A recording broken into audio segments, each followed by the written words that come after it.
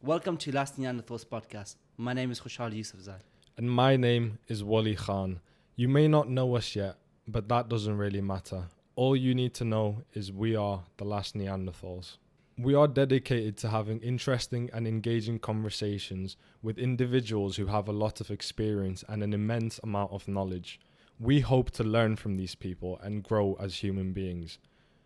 We want you to listen and grow with us too. So come along the journey and evolve with us. In today's episode, we spoke to Waleed Khan, a survivor of school shooting attack.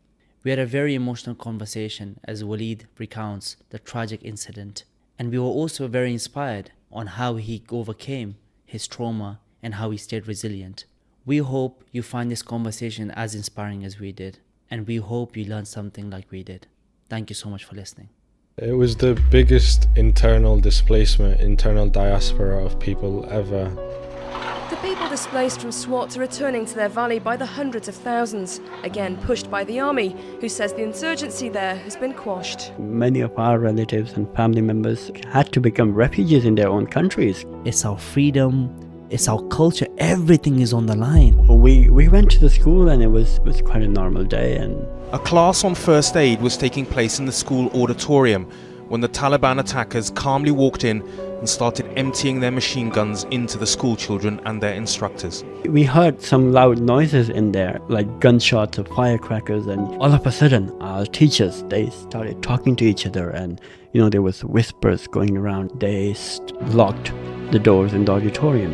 One can only imagine the sheer panic and terrified screams as the children scattered and fled, clambering over the chairs trying to find somewhere to hide.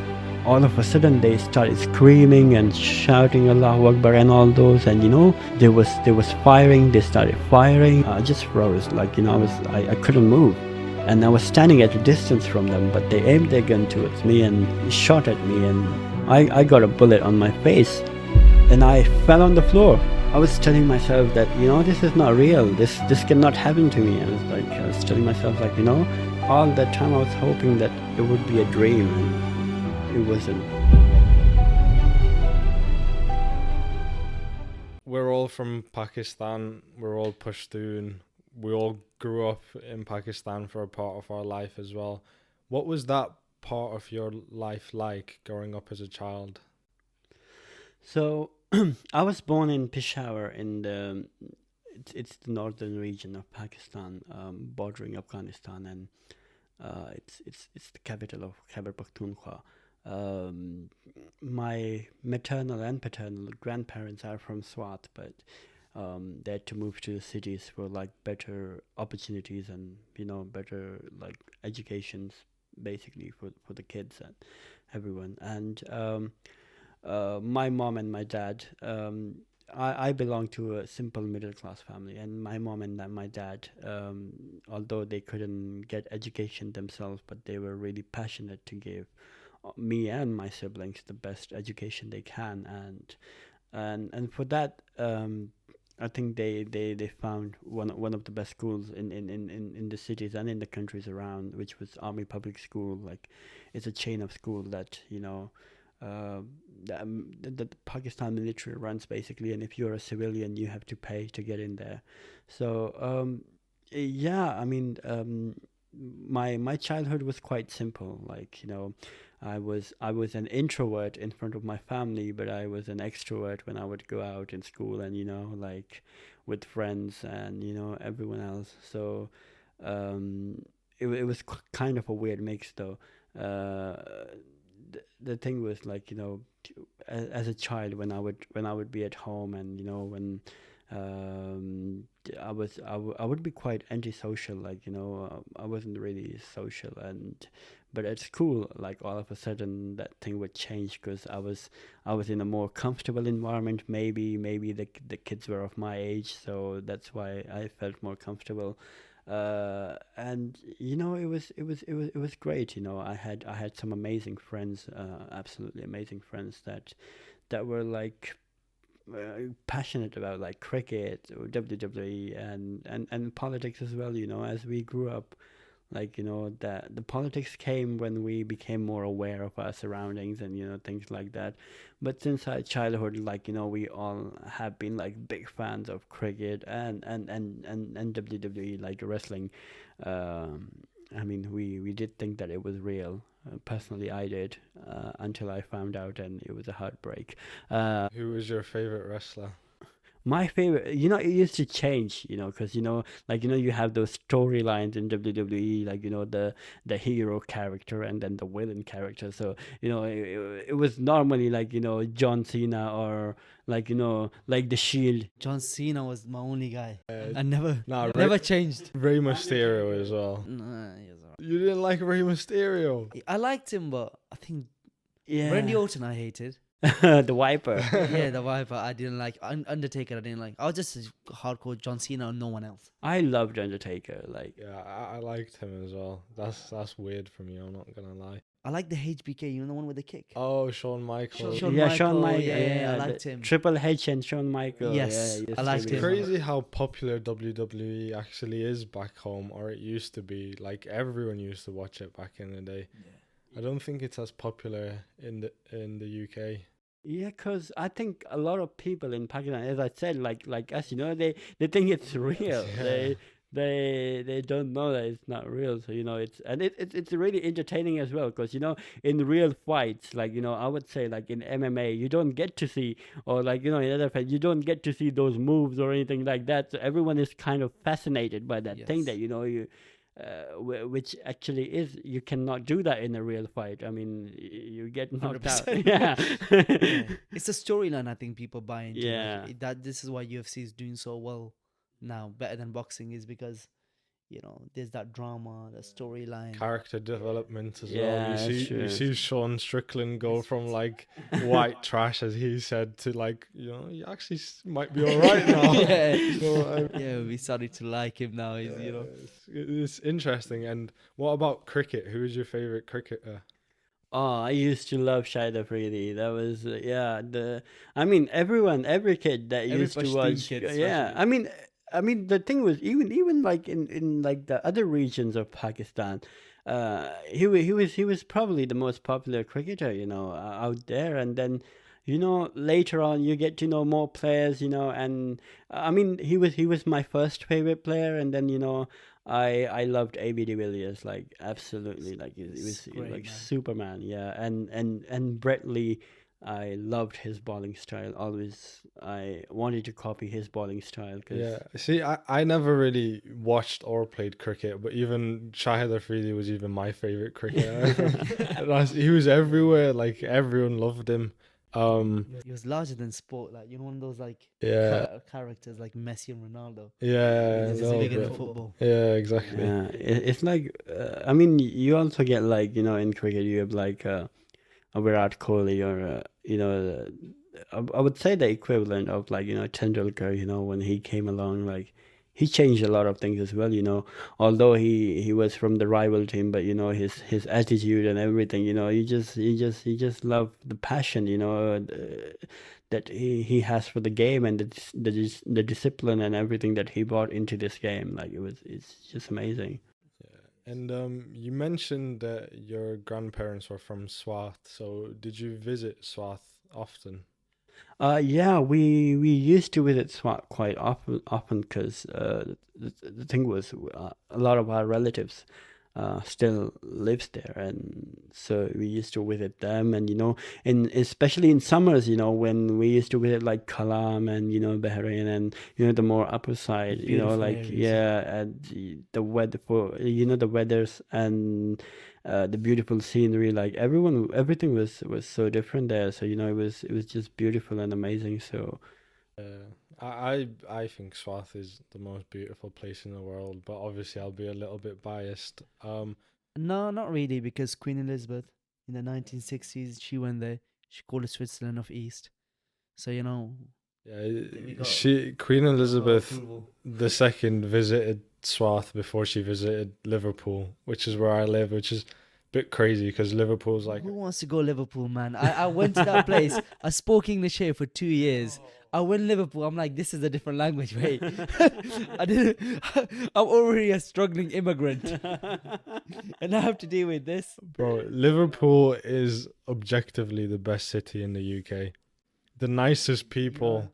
You know how we were delusional about WWE not being real? That's like his coping mechanism. The Scousers are gonna come for you, bro. Now the city's clean, yeah. Like, yeah, don't come after me. You guys are kind of crazy. These guys are good at fighting too, so Bro, Paddy leave the me out of Baddy it. coming for your head. yeah, you. Nah, but it's actually a great city. Don't listen to this City's, guy. you know, it's better than Birmingham. Yeah, 100%. Is it definitely better than The Birmingham? people, I live in Birmingham, so I can't say much. the I'm not saying- accent is better as well. Come on, let's be You honest. see, you know, I'm No, gonna it be a isn't, little man. biased here, because you know, like for me, Birmingham is like my second home. So you know, I've visited other cities like, you know, London, and I've been around like Liverpool, like Leeds, everywhere. And whenever I come back to Birmingham, there's like some sort of attachment to the city. And for me, this is like, you know, I mean, people. I know a lot of people might disagree with me, or they might have like, you know. But the thing is, for me, Birmingham is the best city. I love it. Oh, see the thing we've got between Birmingham and Liverpool, we're fighting for the worst accent in the UK. Yeah, unfortunately, that's what we got in common. That's what people say. We've got that struggle in common, but I think the Scouse accent is better than Brummie accent. Yeah, keep telling yourself that. Make yourself feel better. Okay, but yeah, just going back to that, Queen Elizabeth visited Swat, and her and Prince Philip enjoyed it so much that Philip actually came back a year later just to travel and go hunting and stuff like that. So yeah, it's an amazing place, and the people again are so amazing as well, so hospitable. It's just a shame what happened after during, I think it was between 2002 and probably 2014-15 where everything was really bad. So yeah, let's talk a bit more like that. How aware were you growing up of everything that was going on? I mean, the thing was, you know, like as you mentioned, like, you know, those places, like, you know, not even Swat, like, you know, the like places like Gilgit, like Swat, and you know, all these northern areas of Pakistan, they are absolutely stunning. Like, you know, like we got like, you know, the highest mountain ranges in there, like, you know, you see the K2, like the Hindu Kush mountains, the Karakoram, and the Himalayas, like the mighty Himalayas. So I mean, it's absolutely stunning in there, and obviously the most beautiful like scenery you could see in the world, like, you know, like one of the most, and even the rivers and you know, the lakes, like the beautiful, like Everything's so green, so clean. yeah, I mean, as you mentioned about like the terrorists, like, you know, like the way they just ruined it for everyone, like, you know, tourists, the people living in there. And you know, me as a child, I wasn't, I mean, for a long time, you know, when you're a kid, you're not aware of your surroundings. And me, I used to live in my own world, you know, like as a kid, you know, you know, used to change my plans. Sometimes I wanted to be a cricketer, sometimes I wanted to be like a pilot or something like that. So, you know, I was living in my own world, and, you know, dealing with my own like issues, as you would say. So that and you know, I was happy in that world, you know, and my parents kept me in that world for a long time. They didn't let me, you know, or my siblings, like, you know, to be like, you know, be aware of those things. It was for our own good, I mean, in a way. But you know, I remember that when there was a bomb blast in Peshawar, because Peshawar was also badly affected by terrorism later on. Like, you know, there used to be bomb blasts on daily basis, you know, and it was, you know, my dad tells me that, you know, that this city like Peshawar, it was known to be the city of flowers, and then all of a sudden the city of flowers turned into the city of bloodbath. And you know, Yeah, so there was bomb blasts and terrorist attacks on daily basis, and my mom and my dad tried their best to keep us away from that thing for a long time, and keep that thing to themselves. But as you grow up and you become aware of your surroundings, and I remember like there was a bomb blast in Peshawar one day, and a, a few people from our neighborhood, like in our neighborhood, um, they unfortunately died in that bomb blast, and um, when their family members and relatives, when they were receiving their dead bodies, and there was a lot of people standing there, and I was standing there as well. Was just watching like what's happening, and when I saw that chaos, the way there was chaos, like when they were receiving those dead bodies, and there were cries, and um I mean, it was just absolutely heartbreaking, like like I was confused and scared, and frightened at the same time. There was a lot of things going in my mind, and that's when I realized that something really really bad is happening around me. Something really really bad is happening in our city. And I guess it became a lot more real for you because it was so close to home now. yeah, I mean, the fact that it was, as you mentioned, it was close to home. Like it became more and more real for me. Even before that, like we have encountered like we had encountered quite a few incidents like that.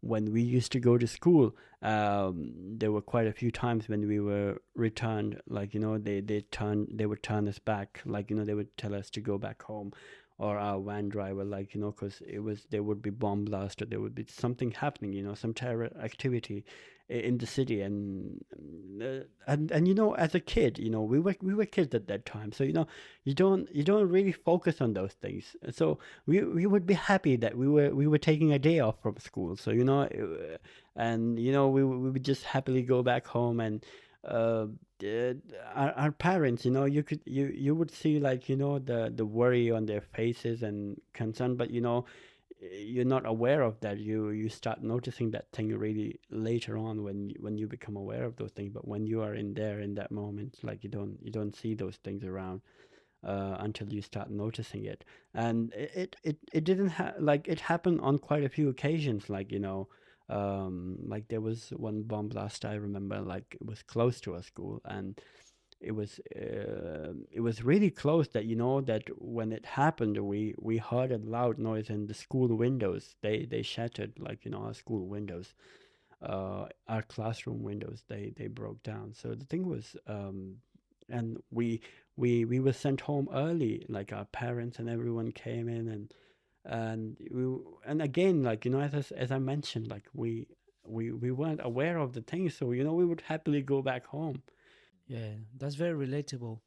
When they banned girls' school, so my sister was very sad, and I just didn't. I was very happy that I wasn't going into school, but then my sister was there crying, and I didn't understand the severity of the situation. Like it's our future, it's our freedom, it's our culture. Everything is on the line. Like the Taliban were trying to eradicate everything. The historical places we had in Swat Valley, like the Buddhist temples Yeah. and things like that, all the beauty, they just blew it all up. They blew up over 200 schools. So I'm not even surprised that they got all the way to Peshawar. Yeah, the statues, like, and it was, the thing was, it was when it happened in SWAT, like, you know, like I remember, like people would say, because it's a Wali, and it's more close to, like those regions, so that's why even though Peshawar was closer, but that's why they could, like get into there. But no one imagined that it could even come to the cities and everywhere, like so. And when, as you mentioned about Swat, when this thing was happening in Swat, and we remember there were a lot of our relatives, and you guys would know that too, like you would have to leave your house as well when there was that operation going on in Swat, and a lot of people, like many of our relatives and family members, all of them like had to become refugees in their own countries because they had to leave their houses, their businesses, their schools, their work, like in their jobs, and migrate to another city all of a sudden because of this thing going on. So Yeah, it was the biggest internal displacement, internal diaspora of people ever. So people moving within one country.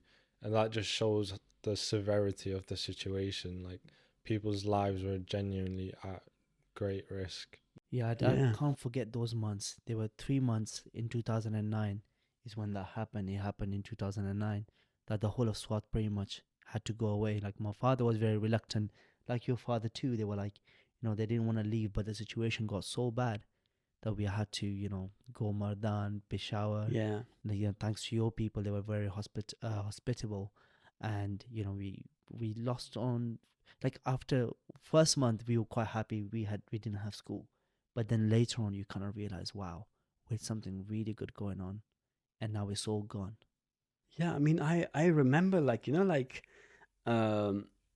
because the Pakistan is not a country like that is really rich, because it has a lot of economy issues, and the way the people accepted those people, like, I remember, like, there was, like, even when people would come from, like, Swat in those regions, we had to accommodate, like, many of them in schools as well, because you didn't have, like, any kind of this. It was so sudden that there was no preparation for it. So wherever we would find an accommodation for our relatives, or even in our house was full of, like, people and guests, and then we did as much as we could accommodate, and then we had to find more houses for other people.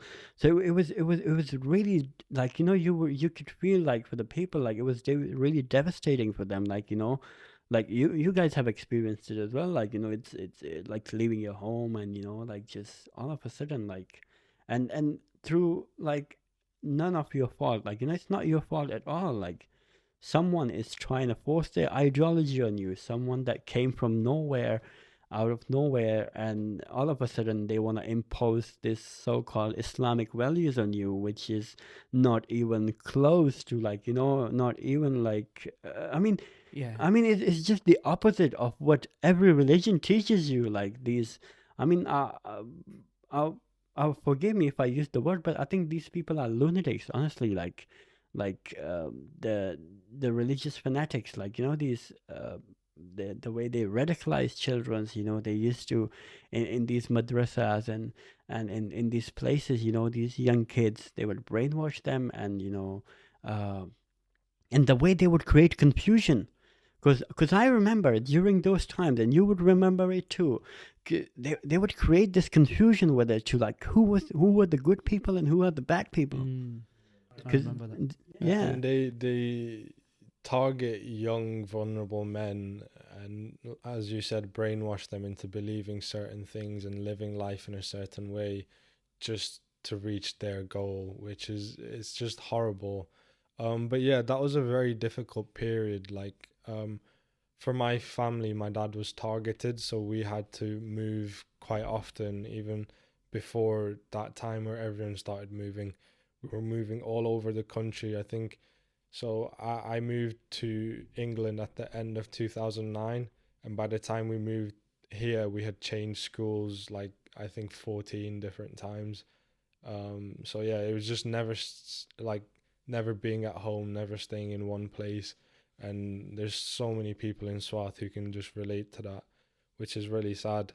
But just following on from that, just destruction and everything that was going on in Swat, as you said, it then transferred over to Peshawar as well. And on the 16th of December, something really horrible happened. So could you tell us a bit about that day and everything that happened? Yeah, that was something that was really, really unexpected for all the people, for my family, because as I mentioned, like in Peshawar there would be like bomb blasts on daily basis, and my parents, the only time they would relax is and they would be at ease is when we were at school, because they thought it was a military school, so that was probably the safest place to be at. And uh, on 16th of December, like when this incident happened, like like it was just a normal day, like um I I went to school with my younger brother, who, because by that time I had moved to secondary school, and I was in year 8, and my younger brother was in primary school at that time. So and two of my oldest siblings, they had already moved on from that school, and they had gone to like colleges, like different colleges, like and um so we went to the school, and it was quite a normal day, and met my friends, and we did the usual thing, we sat together, and we just had fun conversations, discussions about like politics, WWE, and cricket. And we used to have a habit, our friends, like we used to have this thing where we would sit in the cafeteria or in the classroom, and we would have a breakfast, like we would all have breakfast together, because we would leave home so early that when you wake up early in the morning, you don't really want to have anything. You just want to sleep, or you just want to get on with the things going on. So yeah, we would all, like just put in chip in money and together, and then we would get ourselves breakfast, and then we would sit together, and in our classroom, like joining the desk and everything, and in Pashtun culture, or you guys know, when you are eating something and when people are around you, you have to call them. And so you would call them, everyone in, so there would be like so many people in the morning, and they would be like, we would have that every morning, and then we had it that day. And we were discussing this thing that today's gonna be so boring, because right before that, like the weekend before that, on Friday, our sports week ended, and we had won like matches, and we won the prizes, and we were still in that celebration mode, and we're still really not ready for like the normal schedule in school, so lessons and everything. And um uh we had our first 2 lessons after that, and 2 or 3 lessons, I don't vividly remember, something like that, they were. And then, as I was the head boy in school, and my one of my teachers told me that you go to year 8 classes and year 9 and year 10, and tell all of them that we have a first aid lecture in the auditorium, and you just bring them all downstairs, because all the year 8, 9, and year 10 classes, they were all upstairs. uh, so we so as I went to the classes in there, and um, as I would tell the students in the class, in all the sections, as I would go by the section, and I would tell them that we're going for a first aid lecture in the auditorium. And I would hear this roar, like the excitement like these students would have, because they were gonna miss lessons. So it was all about like missing lessons and just time passing. So everyone was like happy to just sit there in the auditorium and do nothing, and just listen to the lecture. And yeah, we all went to the auditorium, and all of them were happy and excited. And there was like normal like chit chats going on, and it was a big auditorium. It was a massive auditorium that could like accommodate like up to 600, 800 people at a time. So that was or maybe more than that sometimes. So there was a lot going on at the time. And like just like normally when you do, like students do, just and I, as a head boy, I was standing on the stage, and I remember, my friends, they were sitting at the back, so I could see them, and whenever I would look at them, they would try to make faces or do something, try to make me laugh.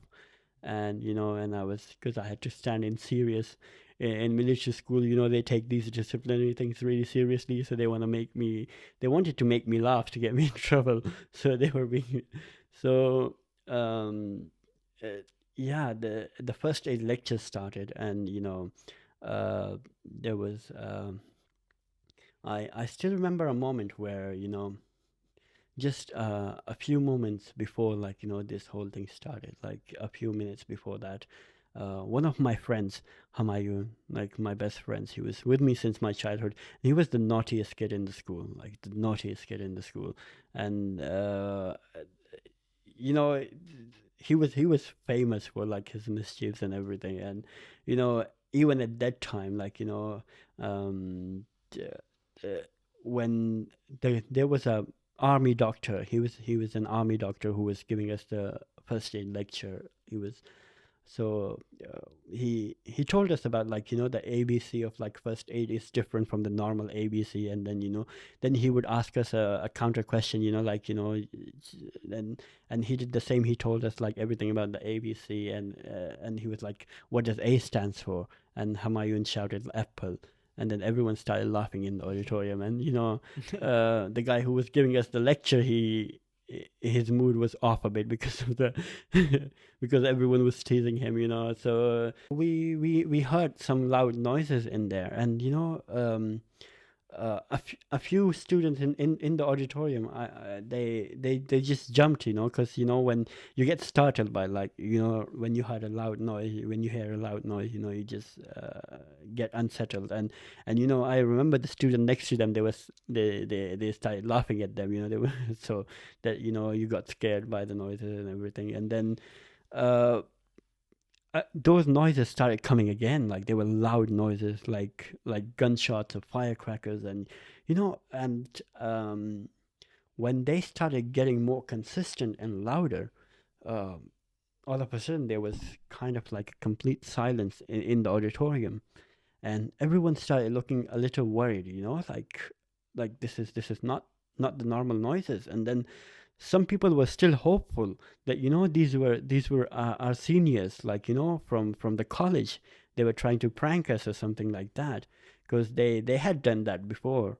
And some people were with the thought that it might be a military drill, because the military, like regiments were quite close to us. So but as they started getting louder and more consistent, that's when there was more and more silence. And all of a sudden, our teachers, they started talking to each other, and there was whispers going around, and they locked the doors in the auditorium. There were like 8 to 10 doors in the auditorium, so they started locking them all. And then they told all the students in the auditorium to get under their chairs.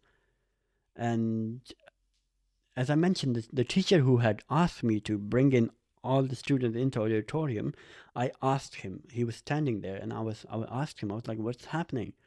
And he told me. He was like, "Oh, it's nothing. Don't worry. It's gonna be fine. It's just it's." And he just walked off, and he just told me that there's nothing going on. Don't worry.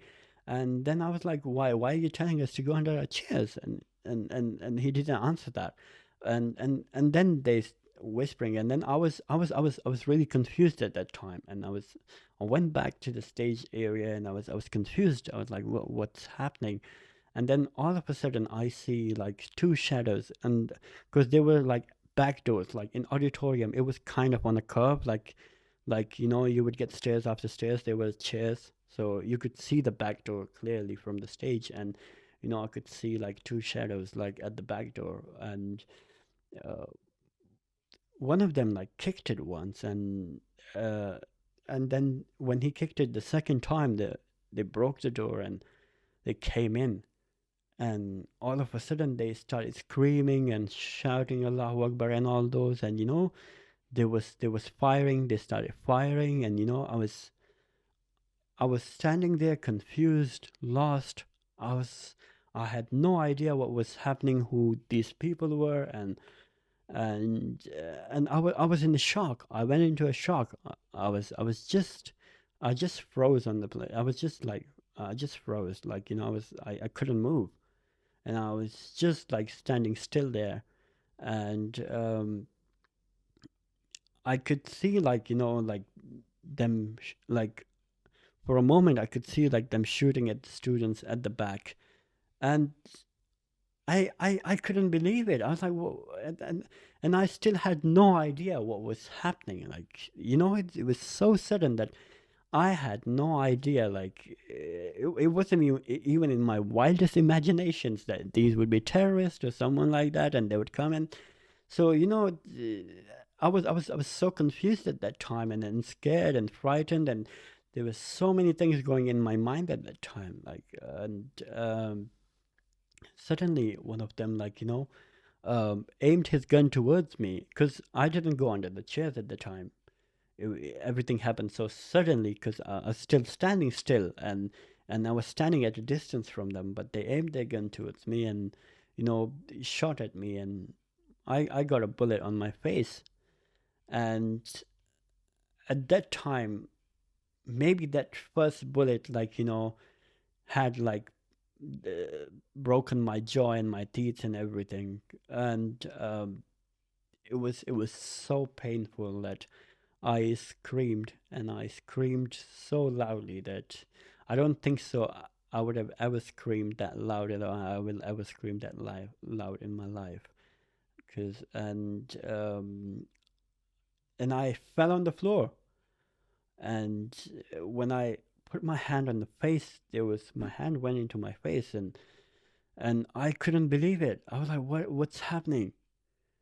I was in complete disbelief. I was like, did I just get shot? Am I going to die? And did my friend just die? Like the people I saw getting shot, I was like, did they just die? Like, and all these thoughts were going in my mind, and I couldn't believe it. I was telling myself, this is a dream. This is a dream. This is not real. Like, you never believe those sort of things. You hear these things in movies and in stories, and you never imagine that would happen to you. Like, and you, not even in your wildest imagination, you can never imagine something like that happening to you. Yeah. So I mean, the thing was, all that time I was hoping that it would be a dream, and it wasn't, unfortunately. And at that time I was, for a moment at that time I was just laying down there, and I I was waiting for my eyes to get closed, and I was just like, it's done now. But the hardest part for me was the acceptance. I wasn't accepting it. My mind wasn't accepting it. I was telling myself that, this is not real. This cannot happen to me. I was telling myself, like, what about those plans that we had, becoming cricketers, like the career, everything. I was like, like, what about the promises that I made to my parents? I'm like, this is not real. I was like, this cannot happen to me. This cannot happen to my friends, because I had lost them, like, just in a matter of a minute or two. Like, they were no more with me, and I was like, they were just right here, like, teasing me, making faces at me. And now it changed. Like our world has turned upside down, like, in just a matter of 1 or 2 minutes. Like, I wasn't accepting this thing, and I was telling myself, like, no, no, no, this is not real. I'm not accepting it, and I kept saying, I'm like, no, no, this is not happening. And unfortunately, this was the reality. And when when those men, terrorists, when they saw that, I was still doing movements, and I was still breathing, and I was still trying to get up, they shot me again, one after another, and they were checking everyone in the auditorium, like, people who would move or make any kind of noise, they would shoot them again. And the thing was, when they shot me again at that time, I was I was like, there's no way now I'm gonna make it. Like, it's like, the pain was unbearable, the physical pain, the mental pain, because I was shattered both physically and mentally. Like, the I was going through hell, like, at that time, because I at first I couldn't comprehend with the fact that, this thing just happened to me, and that, I just lost my friends and me going after them. And the students, like, there was blood and there was, like, smoke, and, couldn't see clearly in the auditorium. Like, there was so much firing and, blast and everything, that there was smoke then around, and, and there was a time when I just accepted it. It's like, this is happening, and, just accept it. And then all of a sudden, I don't know what struck me. I was like, as long as I'm breathing, I was like, I was telling myself, I was putting my hand, although I was breathing, my heart was beating, but every time I was putting my hand in front of my nose and my face, and I was like, I'm still breathing, and I was telling myself, I was encouraging myself that you're still breathing, you're not dead yet, you're still breathing. And at that time, I was lying down there, and, I heard a few students that were running out of the auditorium, and, at that time, I tried to move my hand and I tried to talk, because in my head I was thinking that I'm talking, but, my face had opened up, my jaw was broken, my nose was broken, so, people couldn't see that, obviously, like, there was, and I was covered completely in blood. So, and they were kids themselves, like, those, they had gone through the same thing that I just went through, and so everyone was just running for themselves, and and I wouldn't blame them, because, they were kids, so there was no one to help me. And I was just lying there, and, then I tried to stand up, because the pain in my face was so much that I didn't realize that I was shot on my leg as well. So my whole focus, and my arm as well, my whole focus was on my face, because it was so painful, and I thought I was shot there, and I didn't realize that I was shot somewhere else as well. So I tried to stand up with the help of chairs and, everything in there, like the wall, but I couldn't. And I started dragging myself. I started dragging myself and started crawling and dragging, and somehow, I managed to get out of auditorium towards the school wing, and uh, there was when I remember when I reached the library, there was a school wing library just. Uh, so there were some students that were still coming out afterwards, from the school wing, and they didn't realize at that time, because I wasn't standing, and, as I mentioned, it was chaos. It was absolute chaos. So they didn't realize that I was on the floor and I was dragging myself. So they started, like, running over me. So because of that, my hands and, uh, my hands and back and lungs, they just got, like, damage as well. So um and I just at that time was just lying down there, and, it was a corridor. So the library and the place is a corridor, so, there's a library, and then you could see outside.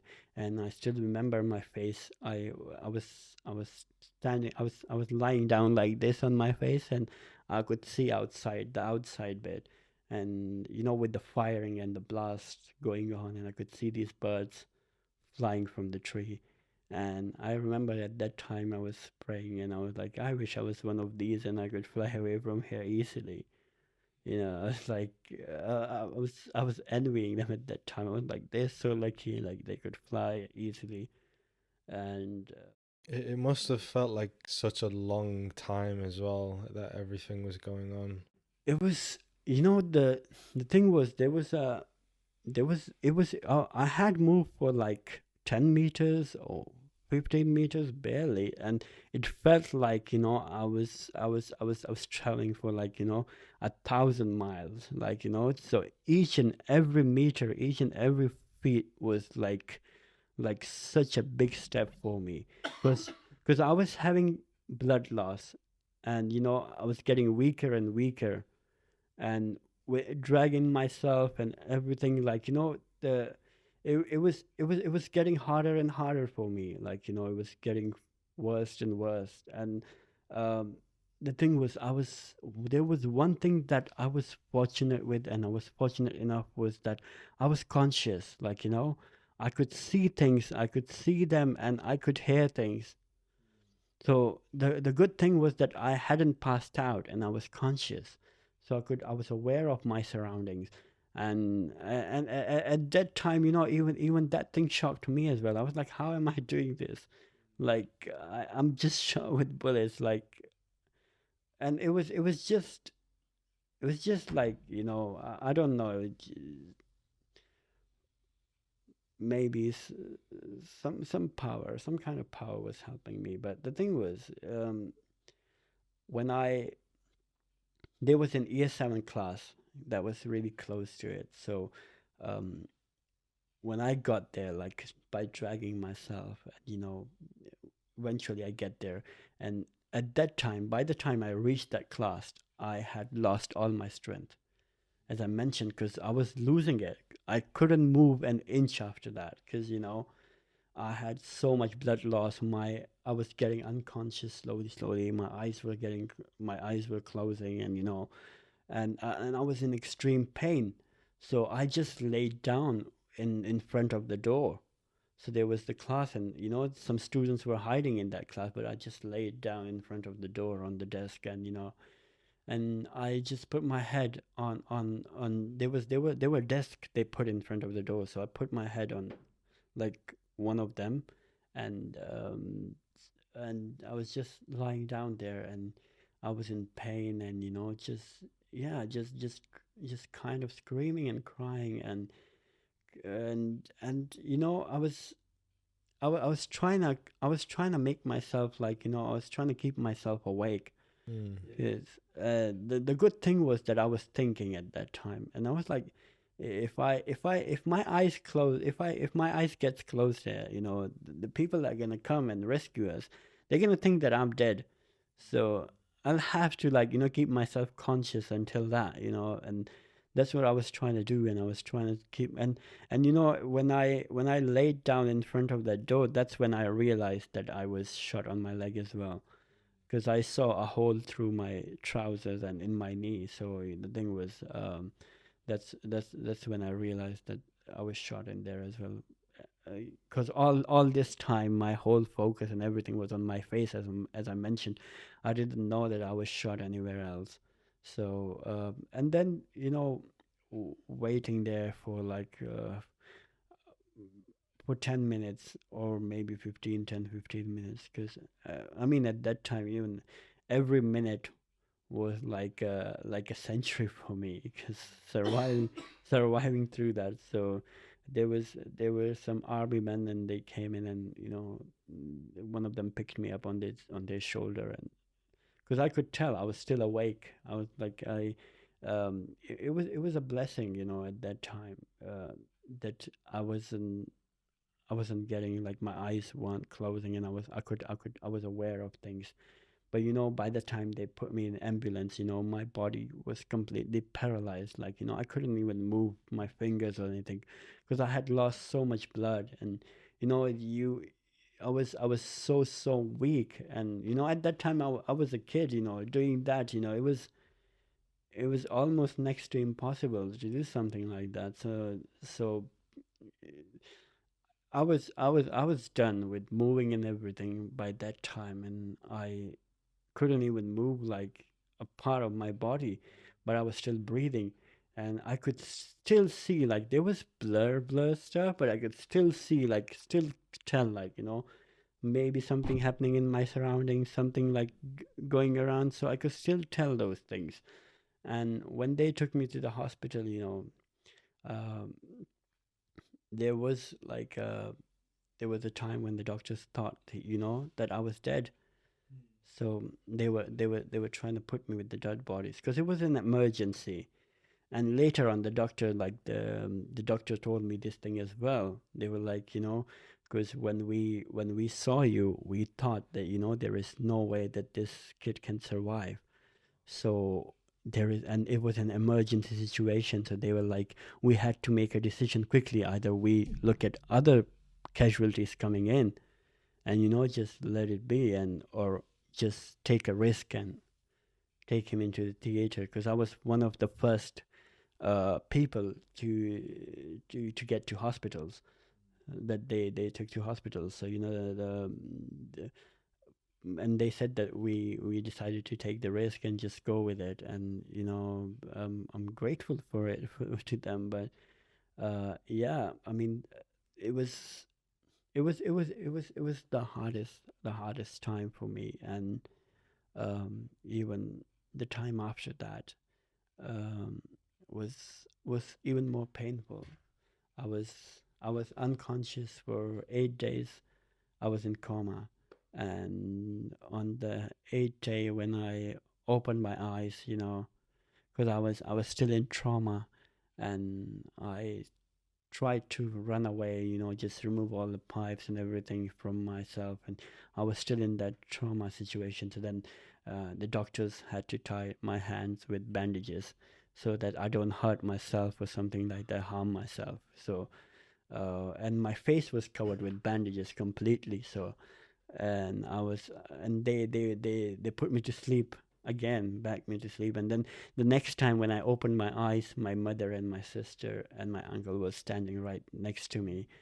um, Maybe and my because and my family members, they told me that they weren't sure about me, that it's me, because my face was completely covered with bandages and my body had swollen up due to like the injuries and everything. So they couldn't recognize me. It was only my dad who recognized me from the West, that he gave me a few days before that.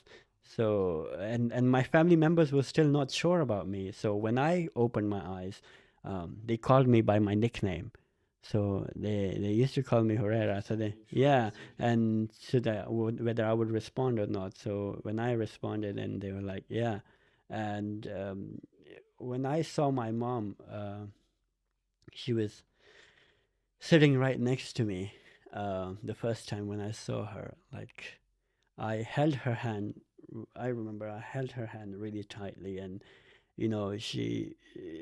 she was not allowed to hug me or kiss me, because there was even no one was allowed to touch me or come close to me. So but I did. I held her hand, and she was wearing gloves, and I held it so tightly, and I cried. I started crying and crying and crying, and they were telling me not to. And my mom was telling me that you had an accident on bike. And I was like, no. And I couldn't talk at that time, so I couldn't talk. So I just made this sign. I was like, no, I was shot. I was shot by some people. And then the doctor was like, he remembers, he hasn't lost his memory. So that was that was one of the most like happiest and saddest moment of my life, both, because I was really happy that I saw my mother again, my sister again, and uh, that I never thought that I would again, because at that time I thought I will never see them again. Like, that was it for me. But when I saw them, it it, it was I cannot forget that moment, like, in my entire life. Uh, I was full of gratitude and anger, and you know, I was shattered as well at the same time by what has happened, and uh, so yeah, that was. And you're just a kid as well. Like, it must have been so hard to process everything. What when the man from the army came and picked you up? Do you remember what you thought at that time? the thing was, at that time I was only thinking, the only thing I was thinking was that um, I have to keep myself conscious. And when I was lying by the door, at that time I was thinking about my mother. When as for that brief moment when I was lying down there, I prayed to God, to Allah, at that time, that that it's okay if I die right now. It's like, at that time I had almost accepted the fact that that I might not survive. So uh, that that thing had kind of put me to an ease for a moment. It wasn't like completely ease, but the moment you accept something, or like that, it really, like like gets away, like all the things that going around you, like for a moment, like it just calms you down. Like you just accept it. You're like, yeah, this is happening and I cannot change it. And at that time I just prayed to Allah. I was like, It's okay if I'm dying right now, but just for the last time, just for one brief moment, I just want to see my mother and my family, like, or maybe I might die in their hands. Like that's what I was praying for at that time. And yeah, and he heard me. So I could see That's that. that's amazing, and obviously now you've grown into an amazing man and an amazing person who's just thrived ever since. That it's, if we meet people that goes through the same thing and we are friends with them, they help us a lot in going through our own things. And you know I was lucky enough, that I met you, and all these guys amazing. Like, the thing is, um y- you were like my first friend in here and my best friend and everything, because when I came here, I didn't know anyone, and you were there for me. And uh, the way you've been there for me, like more than a brother to me, and like a family to me. So uh, that that thing helps a lot, and I was really, really lucky that I met you. And it it helps a lot in the journey, that that you have such amazing people around you. So that gives you a lot of strength. And uh, just you know because after this incident, like, I was I was scared to make friends, because of the trauma. I was traumatized. I thought, if I have new friends, I'm gonna lose them again.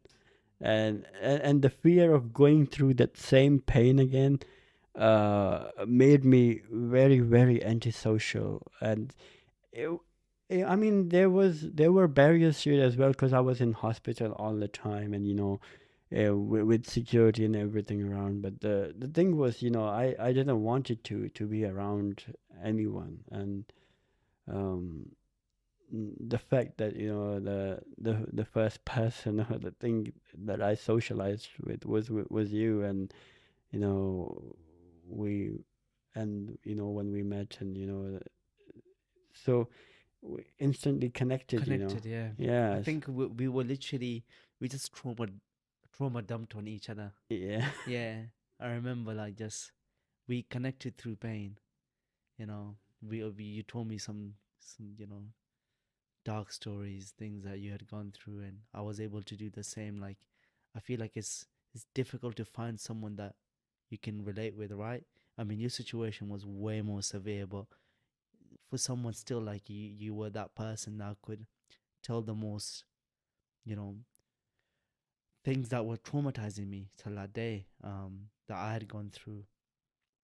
What One thing I'm really curious about is how. So what did keep you going when you moved here? Was it faith? Where did this source of strength come from to overcome all that trauma? The For me, in this trauma, the hardest part was, you know, as I mentioned, the fear of losing friends as well again, and the injuries that I had sustained. Uh, you know, that gave me a lot of insecurities because my face was badly injured because of the incident. And you know, the thing was, you know, I was, as a kid, from my childhood, I was really profound of my face. Like I was like, you know, like, you know, everyone is self-obsessed, and I was as well. But you know that when I didn't had that thing anymore, and the first time I looked at myself in the mirror, I was down. You know, I was like, how am I gonna face the world now? How am I gonna face people now? There was these insecurities for a really really long time, and you know, there was one thing that kept me going was the anger and the pain that I suffered, you know, like, you know, at that time. And you know, and I kept telling myself this thing. I was like, if I could survive that day, I can survive anything that life, like, you know, brings in front of me. Like, you know, it's and plus, you know, the support of my family, my mother, my sister, you know, my father, my brothers, um, other family members and friends, you know, like you, Shazib, and you know, all of you guys. Like, the thing is, the it was like, you know, these kind of like sort of small things, you know, like they they give you a lot of strength and a lot of support. And you know, I remember that my mother told me something one day. It was when I was in my room in hospital, and you know, um, I didn't know that some of my friends that I didn't know about had died in the incident. um, I only knew the ones that I saw myself.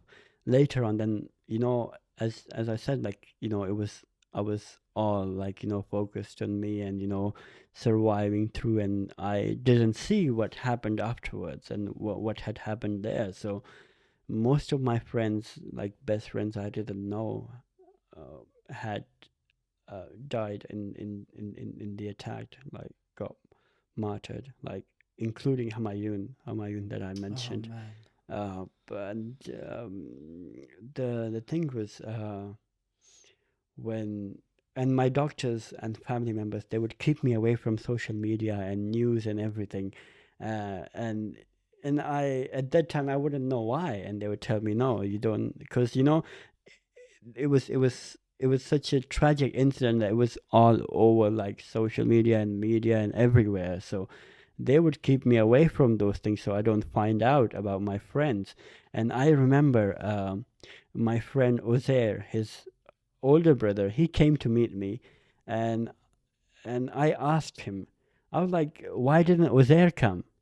And you know, he told me that, oh no, he had some work, and you know, he had to go out, and he will come and meet you. And you know, I was like, tell him to come and meet me. I was like, I got a little upset. I was like, why isn't he coming to meet me in the hospital? I was like, tell him to come and meet me, like, and you know, I was just getting angry at was there. And I was like, like, his elder brother came and he didn't, so I got a little upset.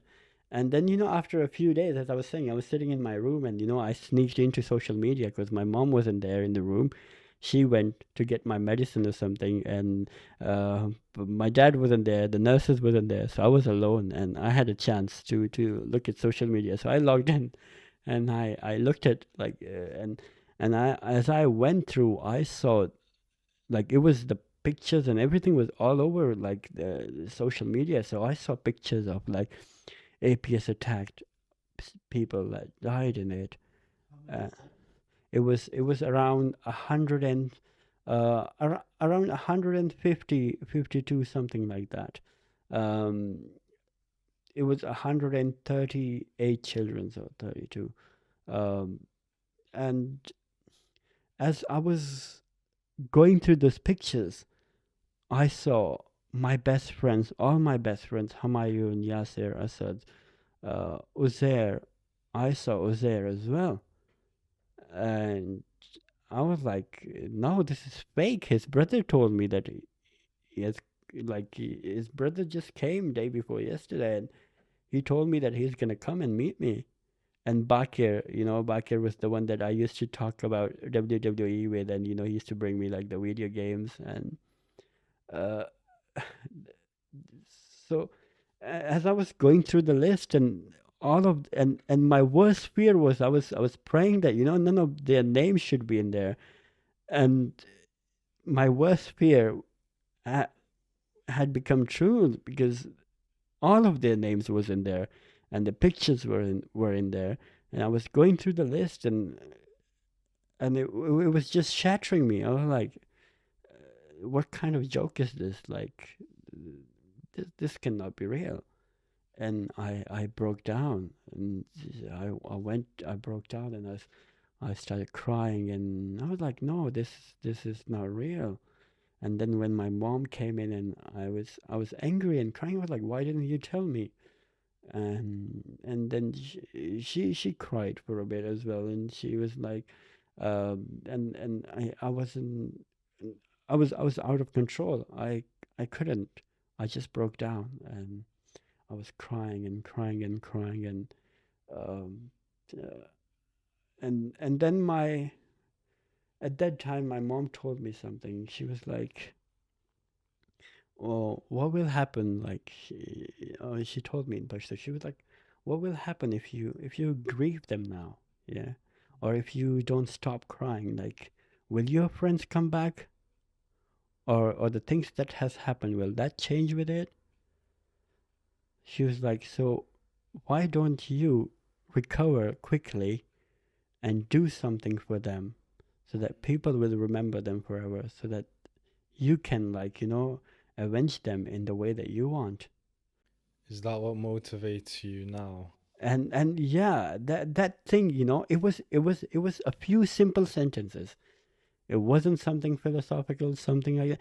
At that time, when you're struck by trauma or something like that, when you're in the darkest of places that you could ever be in life, and something so simple, so straightforward can get you going and can hit you, and that thing stuck with me. I just wiped my tears off, and I was like, yeah, uh, I'm gonna do that. I'm gonna recover. I'm gonna face these challenges I have, and yeah, I'll do whatever it takes to to do things for them.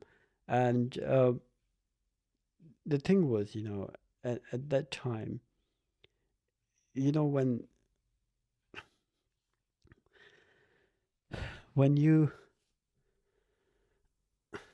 when when you lose, your loved ones, because they were I spent more time with them than I would with my family, because it was a military school. So we would go really early in the morning, and come really late in the evening, and I would be with them all day, and because I was at that time, I was like 13, 12 years old, and I had spent like 8 years of my life with them. That was my whole lifetime with them. Because for my age, that was my whole lifetime with them. And all of a sudden, I lost them. I till this day, I still can't accept it that I've lost them, because I don't know. Maybe I haven't been to their funeral. I haven't seen them with my eyes, but till this day, like my mind, my heart doesn't accept the fact that they are not with me. Are you still going through survivor guilt? I mean, the thing was, I did for a long time. I I did, and I had um, therapy for that as well. Because you know, I would always blame it on myself. I was like, why did I stood still there? Why didn't I duck? Why didn't I go under the chairs? Why didn't I do this? Like, you always have that. You were just a kid. Yeah. It's crazy. Yeah, and you just sometimes when you think about it, you always have this thing. You think of these scenarios and you bring back that place and you're like, what if I had done that? What if I had things would have been different. But the thing was, like everything else, I had to accept the reality. And the day you accept things the way they are, like whatever is happening in your life, the way you give yourself that reality check, whether it was with my face that got injured, it took a long time for me to overcome.